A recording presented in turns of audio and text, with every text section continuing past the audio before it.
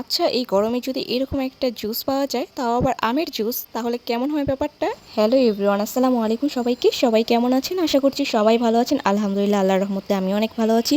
তাহলে চলুন এবার আমাদের মিনি ব্লগটা শুরু থেকেই শুরু করা যাক। এই আমের জুসটা বানাতে আমরা নিয়েছিলাম পুদিনা পাতা, আম আর কাঁচামরিচ, আর নিয়েছিলাম পরিমাণ মতো চিনি, আর হচ্ছে হালকা একটুখানি বিট লবণ। দেন সবগুলো একসাথে নিয়ে তারপর এটাকে ব্লেন্ডার করে নিব। অ্যান্ড তারপর হচ্ছে এখানে পরিমাণ মতো আমরা পানি দিয়ে নিব।